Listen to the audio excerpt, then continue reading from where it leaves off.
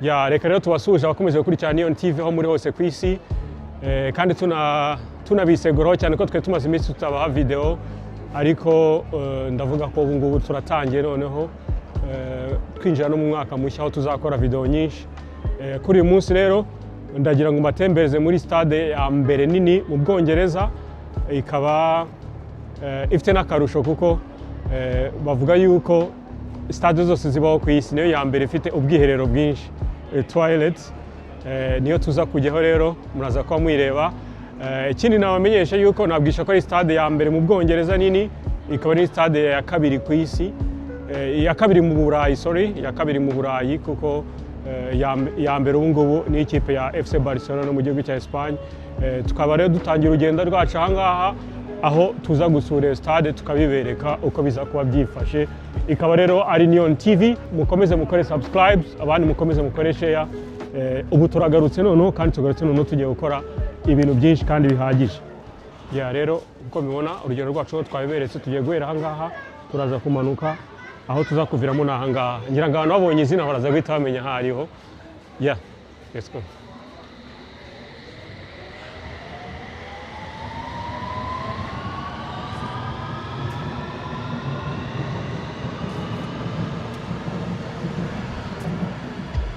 Nkuko twatangiye tubibereka rero turi hafi kugera aho urugendo rwacu tugiye gukomereza cyane cyane kuri stade twababwiraga. Nkuko mubibona rero tugiye gusura stade y'igihugu y'Ubwongereza, ikaba ari Wembley Stadium, ikaba ari stade ya mbere nini mu Bwongereza kuko yakira abantu 90,000. Ikaba rero ari stade y'ishyirahamwe ry'umupira w'amaguru mu Bwongereza FA. Turaza kureba byinshi byayo ariko kuri uno munsi urakwa ko nta match hari, ntago haba hari abantu benshi. Umanuka rero mu hano hasi ukazamuka hariya hejuru aho tugiye kuba twegera tuyisure tubibereke tuganire ibya byinshi. Impamvu twahisemo rero murabizi ko ikipe y'igihugu y'Ubwongereza yamaze kubona itike yo kujya mu gikombe cy'isi, yamaze kumenya n'amakipe bizahura. Ikaba ari na stade yayikiniraho kuva mu mwaka wa 2007 ubwo yavugururwaga. Turaza byose kuza kubinyuramo. Ikaba iri mu itsinda rimwe na Panama, ikazakina rero n'ikipe ya Croatia hanyuma na Ghana mu gikombe cy'isi kizabera muri Leta Zunze za Amerika mu mwaka utaha. Uyu munsi rero tukaza kubereka aho iyo kipe yaboneye iyo tike yo kujya mu gikombe cy'isi. Ikaba ari ikipe y'igihugu y'Ubwongereza, ikaba rero isigaje imikino 2 ya gishuti izakina kuri ino stade mbere ko igikombe cy'isi gitangira.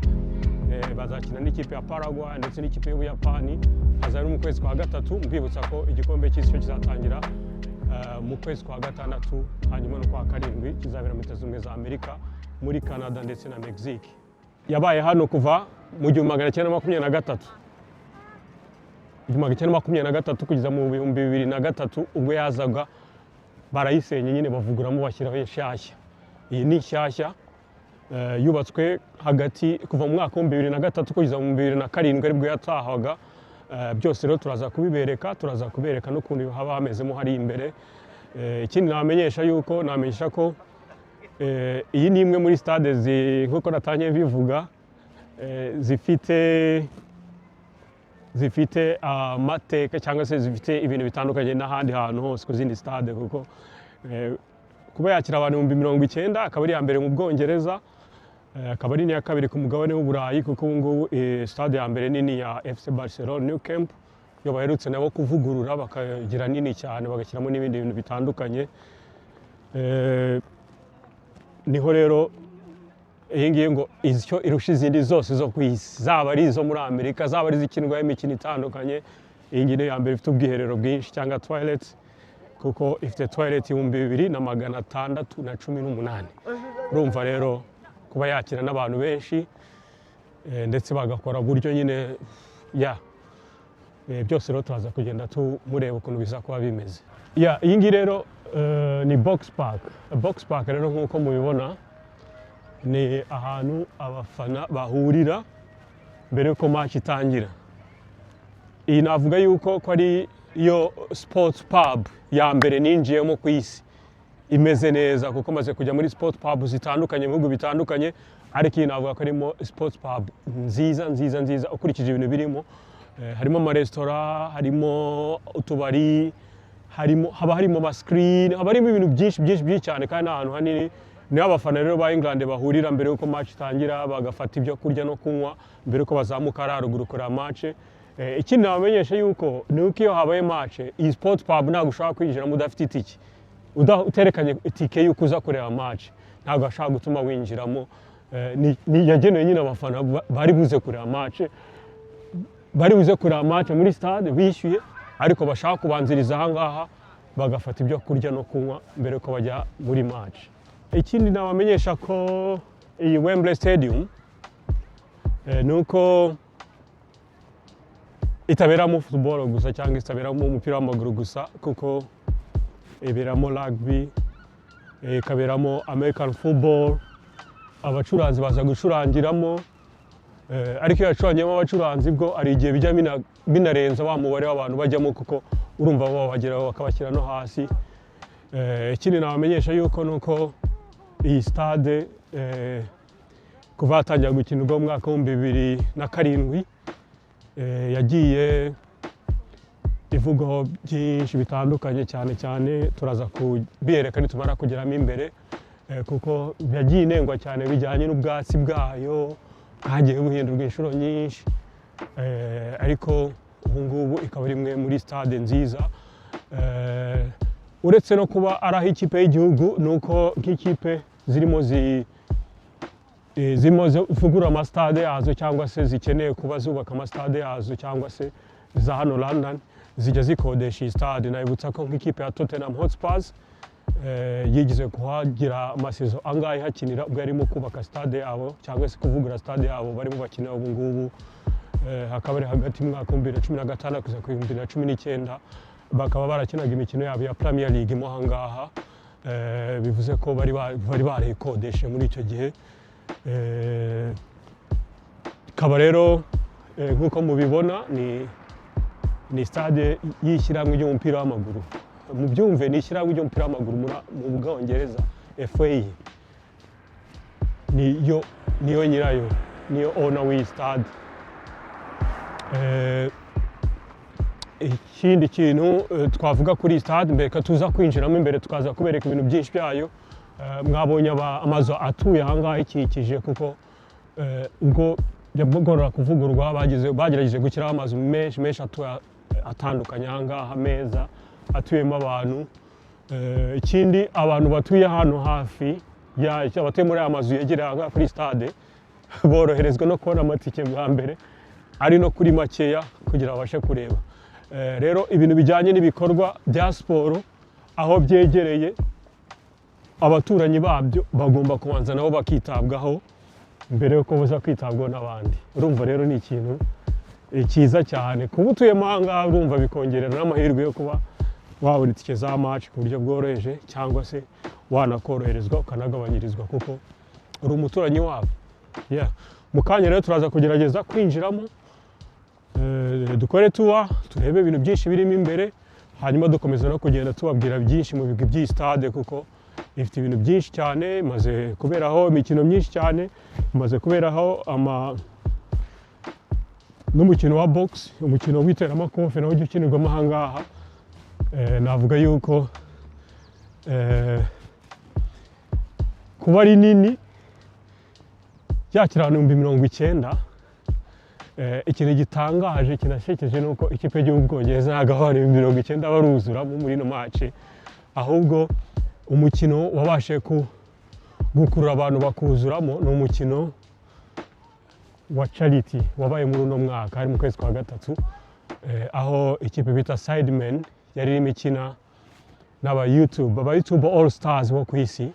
Bafite team yabo rero bajya bakora ibintu byo gukora match bakanerekana kuri YouTube zabo live, bagastreaminga live, amafaranga yose avuyemo bakayafashisha amacharity atandukanye cyangwa se imiryango itigenga ifasha abantu batandukanye mu buryo butandukanye muri kino gihugu cy'Ubwongereza. Iyo match niyo yakira abantu baruzura neza barasendera. Hari mu kwezi kwa gatatu muri mwaka 2025 iyi stade igihe yigize kubamo abantu benshi ni mu mwaka wa 2017 ubwo Adele ni umuhanzi w'umuziki yarimo yacuranga aha ngaha babashe kwakira abantu 98,000 icyo gihe kuko rabizi yari umuziki kwako stage babashyize mu kibuga hagati aba bongeremo n'abandi bantu ari abicaye ari n'abantu baje mu kibuga hagati nibwo bwa mbere hagiyemo abantu benshi hari umwaka wa 2017 ubwo stade yakira abantu 98,000 birenze kuri abantu 90 na b'intebe zisanzwe zicaye uruvangeje ibintu 8 bari hasi mu kibuga hafi yaho umucuranzi yararimo curangira mu mwaka ushize 2024 ubwo Anton Josh yakinaga mu kintu cy'iteramakofe ahangaha akina na Daniel Dubois icyo gihe nabwo bakira abantu 96,000 muri stade ya Wembley bumva ko atari umupira gusa ibiramo umukino w'iteramakofe boxing haragiza hakabera muziki hakabera American football na rugby wajya baza bakinira amahanga mu kanya rero turahera mu iduka ryabo hanyuma tubuze dukore na tour ya stade ya rero nkuko mubizi ntabwo hakinamo ikipe y'abagabo gusa ko hakinamo n'iy'abagore nayo irahakinirwa urabona nk'iy'abagore iheruka kwerekana igikombe cy'uburayi hari mu mwaka wa 2026 ni kalendari yabo n'ibindi bikoresho bitandukanye rero y'abahungu ikiniramo hano n'iy'abakobwa imikino imwe n'imwe hano bagurishiriza imyenda rero ikipe y'Ubwongereza ama t-shirts imyenda itandukanye ibintu bijyanye n'ikipe y'Ubwongereza bakaba rero ikigaragara nuko bamanuye ibiciro kubera ko ari Christmas haba harimo n'iz'abana harimo iz'abantu bakuru haba harimo amaflari cyangwa se amascarf yeah.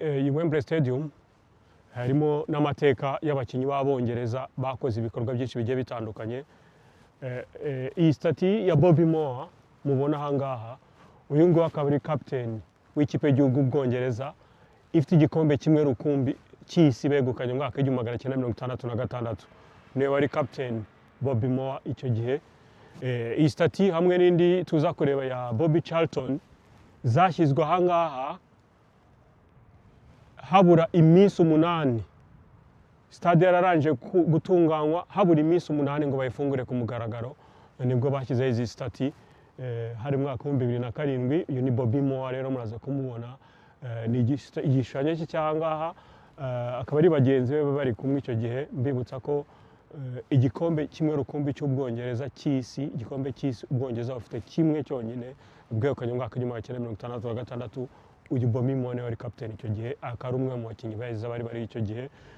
hamwe na mugenzi we Bobby Charlton amastati yabo rero arahangaha maze rero kwishyura urugendo rwacu rwo gusura Wembley Stadium urugendo rwacu rutangiriye ahangaha aho tubanza kureba aho tugiye kureba bimwe mu bigize amateka cyangwa se biri mu bubiko bwabyo bw'iyi stade bibutsa yuko kuvizitinga cyangwa se gusura Wembley Stadium umuntu umwe na paundi 28 ntago nzi mu manyarwanda aho bigeze ubu ngubu ya turahera aha ngaha rero iki ni igikombe bashiki bacu baherutse kwegukana ikipe y'igihugu Bwongereza baherutse kwegukana cy'Uburayi muramubona captain hano yari agifite hano haba habitsemo ibintu byabo byinshi bigiye bitandukanye by'amateka iyi ni community shield y'abakobwa izi ni bambara abakapiteni babo ndabona iyo abakobwa nibo bashyize ngaho ko niheruka gutwara igikombe nabitsa ko basaza babo baheruka igikombe cy'isi cyo mu mwaka wa 1966 bashiki babo nibo baheruka kwegukana igikombe cy'Uburayi kuko twagiye tubibona ku stade menshi agiye atandukanye ahantu hose amakipe afite ububiko bw'ibintu byabo bya kera bimaze imyaka urabona nka zino foto ni kera hataraho kara cyangwa hatarabo imibare nkaya ni amatike urabona hano hari itike iyi ni itike yo kwinjira muri match hari mu 1923 urumva icyo gihe urumva nazo zibitsemo ahangaha hano rero haba harimo ibintu by'ibitabo by'icyo gihe bya kera baba baragejeje kugenda babibikamo ahangaha ngira ngo ikintu tutari bubone kuri iyi stade ni uko murabizi ko ikipe cy'Ubwongereza ntabwo ifite ibikombe byinshi cyane, gusa bafite ibintu byabo by'amateka bya kera nibyo bagerageza gushyiramo. Nabamenyesha ko bafite igikombe kimwe cy'isi aricyo cyonyine begukanye mu 1966. Ikipe y'igihugu Bwongereza ni imwe mu ikipe ziba zifite abakinnyi benshi batandukanye beza bakina mu makipe atandukanye hano mu gihugu cy'Ubwongereza, ariko iyo bigeze mu mikino mpuzamahanga barayitabira kenshi. Euro baritabira igikombe cy'isi, ariko hari ahantu bagera akagozi kagacika batajya bakunda kurenga. Nk'ubu ngubu bafite ikipe nziza, umutoza mwiza, abantu benshi bateze wenda ko hari icyo bakora mu gikombe cy'isi kizaba mu mwaka utaha, mu mwaka 2026 kizabera muri Amerika ndetse muri Mexique na Canada. Nabibutse ko ikipe y'igihugu Bwongereza iri mu itsinda rimwe na Panama, Croatia ndetse na Ghana. Bakaba urabona nk'uyu mwenda ni umwenda bambaraga icyo gihe kera cyane. Hano rero urabona ni igitabo kirimo amateka, kiriya gikombe yegukanye mu 1966. Kiriya gitabo rero urabona kibitsemo hano, ari nacyo kivuga ibijyanye n'icyo gihe. Twabonye hanze ko Bobby Moore icyo gihe niwe wari captain, igishushanyo cye cyangwa stati ye iri ahangaha, ndetse n'iya Bobby Charlton nayo tuza kugerageza kureba. N'iyi Wembley Stadium ni uko imaze kwakira inshuro 3 imikino ya nyuma ya UEFA Champions League. Urabibona hano hari igishushanyo cy'ikipe ya Real Madrid yakiniye ahangaha yanahekana igikombe. Hano hari mwaka 2024 nicyo gikombe giheruka cya Champions League bakiniye ahangaha. Icyo gihe ikipe ya Real Madrid yakinye n'ikipe ya Borussia Dortmund yo mu Budage. Hanyuma ikipe ya Real Madrid niyo yegukanye igikombe icyo gihe. Ibindi bikombe bya Champions League byabereye ahangaha ni mwaka 2011 ikipe ya Manchester United yahakiniye n'ikipe ya FC Barcelona. Kwa bakunzi ba Messi baribuka ibyo Messi yakoze icyo gihe asimbuka akarenga Rio Ferdinand bagatwara igikombe icyo gihe. Barcelona ikatwara igikombe. Mwaka wa 2013 nabwo habereye UEFA Champions League final, aho ikipe ya Borussia Dortmund yo mu Budage yakinaga n'ikipe ya Bayern Munich. Icyo gihe ikipe ya Bayern Munich nayo yegukanye igikombe cya UEFA Champions League. Wembley Stadium imaze kwakira imikino 3 ya UEFA Champions League final mu 2011, 2013 n'2024. Iherutse yegukanywe n'ikipe ya Real Madrid. Rero nk'uko bibona, nk'uko bigaragara ko ari stade, haba hari abantu basuye kuva mu gitondo kugeza nimugoroba, kandi abantu bose baba bishyuye, baba baturutse mu bihugu bigiye bitandukanye bareba amateka ajyanye n'ino stade cyangwa se areba ibigwi. Byumvikana ko mu gihugu cy'Ubwongereza bubatse ko football yabo ari business.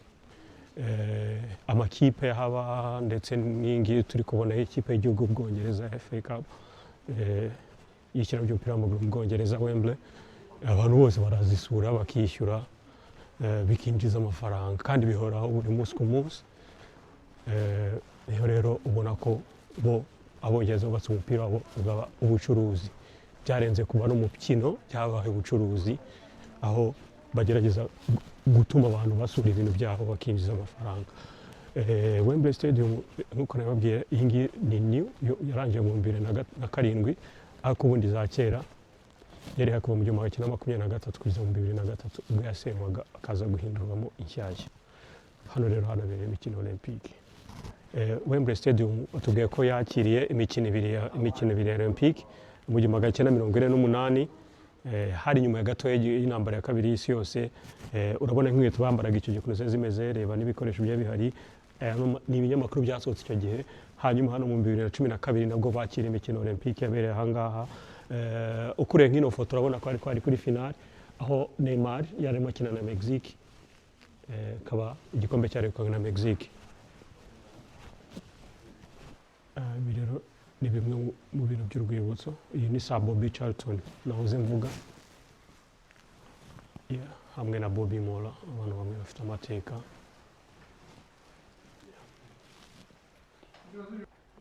hano urabona hari urukweto rwa Marcus Rashford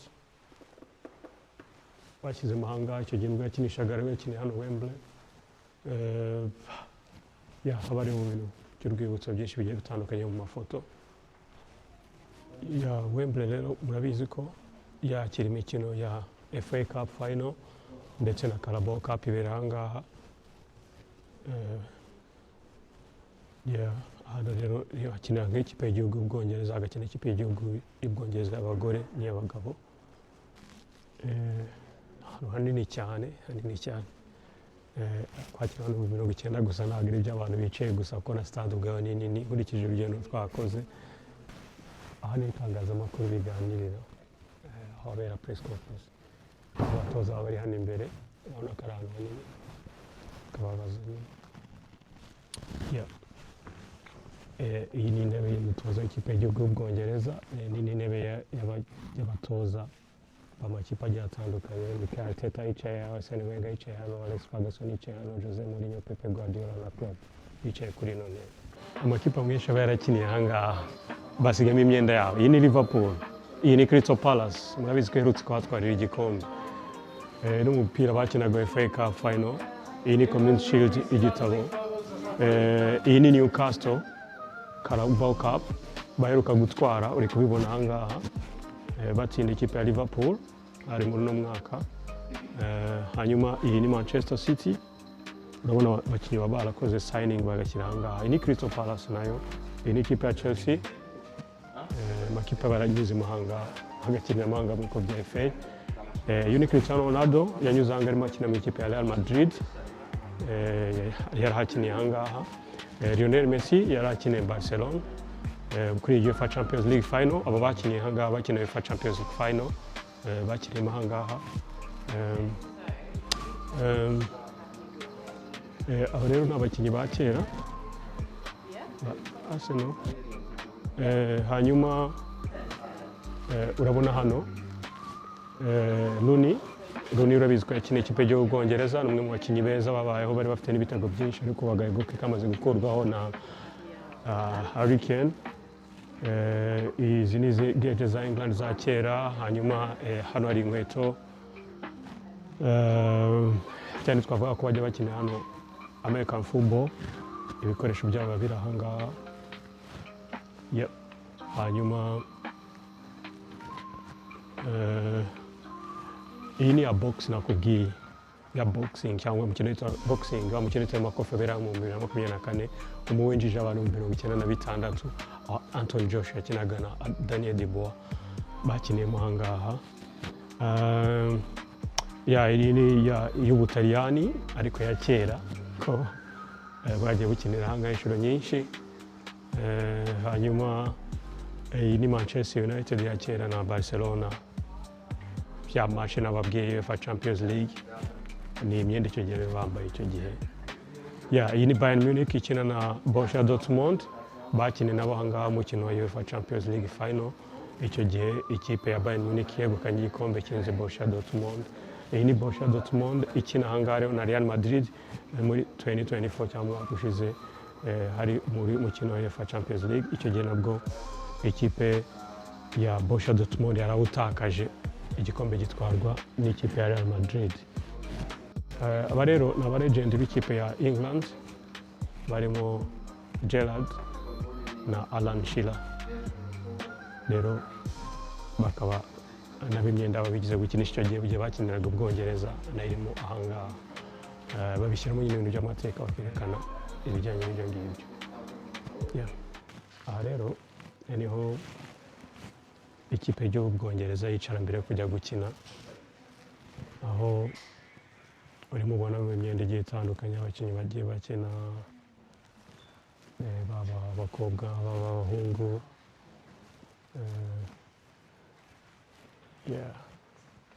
Eze ugomba kwicara hano kuri Eze. Aha ngaha niho umukinnyi w'ikipe ya Arsenal Eze aba yicaye mu ikipe y'igihugu y'Ubwongereza. Uyu ni Bowen wo muri West Ham, Woki wo muri Aston Villa, Gordon wo Newcastle, Gallagher, Donk, Konsa, Aston Villa, Ramsdale yize kwicara ahangaha, Foden, Bellingham, Harry Kane captain aba yicaye ahangaha, captain aba yicaye ahangaha, Alexander-Arnold, ndagenda nicara aho abakinnyi ba Arsenal bicara, iyo Saka ari mu kipe y'igihugu n'ahangaha aba yicaye, n'ahangaha aba yicaye mbere y'uko ikipe y'igihugu Bwongereza itangira gukina. Declan Rice uyu nguyu akina ikipe ya Arsenal, yari mu ikipe y'igihugu nawe aba yicaye ahangaha, ikipe y'igihugu Bwongereza aba yicaye ahangaha. Nuko rero biba byifashe mu ikipe y'igihugu Bwongereza. Ikintu nabamenyesha ni uko iyo umukinnyi aje gukina haba hari umwenda, inkweto ze ziba zibitse hariya hejuru, zari gukinisha ziba zibitse hariya hejuru, akaba yicaye hano, hanyuma bagategeza umutoza ahangaha akaba abereka, bagazemo ahantu hagati nyine akabasobanurira uko ibintu byifashe. Nuko rero bimeze aho ikipe y'igihugu Bwongereza mu bwambariro rwayo nuko baba bimeze. Abakinnyi b'ikipe y'igihugu Bwongereza mu maklabu yo batajya bicarana, umutoza w'Ubwongereza Southgate yabikuyeho, niyo mpamvu usanga Rice yicaye hano, Saka yicaye hariya, Eze yicaye hariya, Wex yicaye hariya, Gordon yicaye hariya. Iyo bageze mu kipe y'igihugu bagomba kubavanga, ntabwo baba bakireba iby'amaklabu, ahubwo biba byabaye ikipe y'igihugu. Tuvuye rero hari abambarira, amakipe yose aba yaje, imwe iba yaturutse hano, iba yaturutse hano, hano nabo amakipe rero biteguye bagiye kujya mu kibuga, bagiye kwinjira mu kibuga, ngira mu kanya baza kumva ngo bagiye gushyiramo indirimbo yo binjirira aho bajya mu kibuga. Iyo winjira rero bahita bashyiramo iyo ndirimbo ibafasha kwinjira, amakipe yombi aba yinjiye. That's Wembley.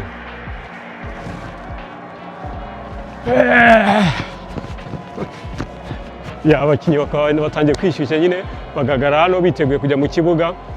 Iyi rero ni Wembley Stadium, uko twatangiye tubabwira, nabwisha yuko iberamo imikino myinshi itandukanye, yaba imikino ya FA Cup, haberaho Carabao Cup, akaba ari iwabo w'ikipe y'igihugu Bwongereza kuva mu mwaka wa 2007 kuri New Wembley Stadium. Mbibutsa ko baraje kwivugurura ko yabaye ahanga kuva mu 1923 kugeza mu 2003. Ikindi nabamenyesha yuko nuko twavuze yuko iyo habayeho umuziki cyangwa habayeho rugby, iyi stade iba yakira abantu barenze 90,000 nabo bicaye mu ntebe, ariko yari box babashyiramo hano hagati, abantu benshi bari hano n'imiziki bijye bitandukanye. Ikindi kintu navuga kuri iyi stade, nababwira yuko umukino wa mbere wabereyemo wa FA Cup hari umwaka wa 2007, ni umukino wahuza ikipe ya Manchester United yakinnye n'ikipe ya Chelsea. Chelsea yegukanye igikombe ku gitego kimwe cyatsinzwe na Didier Drogba. Ikindi nabibutsa yuko nuko ari wo mukino wa mbere umukinnyi yakoze clean sheet yari Peter Cech, icyo gihe ya ikipe ya Manchester ya ikipe ya Chelsea. Umukino wa mbere wa gishuti wabereyemo ahangaha w'ikipe y'igihugu Bwongereza, wari umukino w'ikipe y'igihugu Bwongereza kinaga n'ikipe ya Brazil. Igitego cya mbere cyinjijwe na John Terry wari captain wa Chelsea, muramwibuka, akaba rero ari watsindiye ikipe y'Ubwongereza igitego. Icyo gihe match yaje kurangira igitego 1-1. Ikindi nabibutsa ku mateka abereye kuri no stade nuko amaze kubera imikino 3 UEFA Champions League final 2011, 2013 ne 2024. Iyo yose yagiye huza amakipe atandukanye. UEFA Champions League ya mbere yatwaye n'ikipe ya FC Barcelona, itsinzwe ikipe ya Manchester United. Hanyuma indi UEFA Champions League yabera hano final ni yahuza ikipe ya Borussia Dortmund n'ikipe ya Bayern Munich yo mu Budage. Icyo gihe rero ikipe Bayern Munich yatsinze itwara igikombe. Umukino wa nyuma wa UEFA Champions League wereka kubera hano ni umukino wahuje ikipe ya Real Madrid n'ikipe ya Borussia Dortmund, naho waje kwegukanwa n'ikipe ya Real Madrid. Wembley Stadium rero ni imwe mu stade meza, ariko yagiye anengwa cyane kuri buno bwatsi. Ndagira ngo ukure buriya bwatsi ubereka abantu. Ubu bwatsi buri mu bintu byagiye binengwa muri ino stade. Imaze kubakwa mu 2007, 2009 umutoza w'ikipe ya Croatia ubwo bakinaga n'ikipe y'Ubudage y'Ubwongereza yaje kunenga buno bwatsi ndetse bavuga ko nibwo bwatumye ikipe y'Ubwongereza itabasha kwibona imikino kwitabira imikino y'igikombe cy'Uburayi cyo mu mwaka 2008 banengaga ubwatsi. John Terry yaje kunenga buno bwatsi mu 2010 ndetse nyuma yaho umutoza Sir Alex Ferguson wa Manchester United, umutoza Arsene Wenger wa Arsenal na David Moyes watozaga ikipe ya Everton icyo gihe nabo baje kunenga buno bwatsi ndetse n'umutoza w'ikipe ya Tottenham Hal Redknapp bavuze ko ubwatsi butameze neza butuma abakinnyi bamwe banavunika cyangwa se batanakandagira neza cyangwa pasi zitajya aho zigomba kujya neza. Michael Owen yize kuvuga ko yize kuvunika mu ikipe y'Ubwongereza avuga ko mu bintu byashobora kuba byabiteye ari ubwatsi bwa muri kino kibuga. Nyuma yo kunengwa rero baje kongera kubuhindura, murabona ko barimo babwitaho umunsi ku munsi, baragerageje kugira bumere neza. Nibutse ko kuva mu mwaka 2023 ngo hari indi misemburo bashyize muri runo bwatsi kugira ngo bumere neza, urushaho kumera neza. Stade yari nziza ariko ikibuga hasi ntabwo cyari kimeze neza, cyagiye binengwa n'abatoza bagiye batandukanye ndetse n'abakinnyi batandukanye. Iyi rero ikaba ari Wembley Stadium twahisemo gusura uyu munsi, mbibutsa yuko ari ukubera yuko ikipe y'igihugu Bwongereza iri hafi kujya mu gikombe cy'isi, ikaba isigaje gukinira ahangaha imikino 2 ya gishuti. Mu kwezi kwa gatatu bazakina imikino 2 mbere yuko bazaba bitegura kujya muri Amerika mu kwezi kwa gatandatu mu gikombe cy'isi. Imikino 2 ya gishuti bazakina mu kwezi kwa gatatu harimo ikipe ya Paraguay n'ikipe ya Buyapani. Ikindi kintu nabibutsa kuri stade ya Wembley nuko mu mwaka 2018 umuherwe Khalid Khan w'ikipe ya Fulham yabwiye FA ko ashaka kuyigura kubera ko Fulham ifite stade no yaravanga arashaka kugura ingiyi, afite amafaranga n'amafaranga rero bayumvikanye rwose ari tayari kuvuga ati ndayigura tujye tubakinira nka Fulham ariko mbaho n'uburenganzira FA izakomeze kuzajya yimanaginga ku bijyanye n'ikipe y'igihugu Bwongereza. Ibintu byaje gukura impaka nyinshi cyane, bijya mu bitangazamakuru, biravugwa, birandikwa, ndetse bijya imbere y'inteko ishinga amategeko. Hari mu mwaka 2018 inteko ishinga amategeko yarateranye, icyo gihe bari batumiye Gary Neville ndetse n'undi muntu ushinzwe association y'ibijyanye n'abafana. Icyo gihe bose baje gutora icyemezo cy'uko itagurishwa ahubwo ikomeza kuba iya FA Cup. Umwara baramubwira ati gumana kashi zawe uzagura ikindi kibanza ari Fulham bongere FA ntabwo igurishwa. Byasaga nkaho babifashe nkaho ashaka kubasuzugura kuko ni stade ya FA ishyira mu by'umupira w'amaguru mu Bwongereza. Ariko kashi rwose bari bazumvikanye bavuga ati ndayigura. Byabaye ngombwa rero ko inteko ishinga amategeko iterana barabidiskita, baravuga ati byagugurira ikibanza ushaka handi wubakira Fulham, ngiyi ntabwo bishoboka. Nayibutsa ko Wembley yakiriye ikipe ya Tottenham ubwo yari imivugurura stade yacyarimo yubaka stade yabo nshyashya, bakinaga imikino yabo ahangaha ya shampiyona ndetse ya Champions League. Icyo gihe hari mwaka hagati y'2016 na 19 ikipe ya Tottenham yarakodeshanga ikiniranga. Byumvikana ko it's a business, haberamo imikino itandukanye turetse iby'ikipe y'igihugu, turetse abo banyamerika baza gukinamo American football hano haba huzuye. Abanyamerika baba baje rwose baje kureba amakipe yabo bakazana akaza gukina mu Burayi. Hanyuma hajya haberamo imikino ya rugby, nkeka ko aribyo bishobora kuba bituma n'ubwatsi wenda butagenda bumera neza, ariko ubu ngubu barabwitayeho nyuma y'uko bwagiye buvugwaho ibintu byinshi mu minsi yabanje.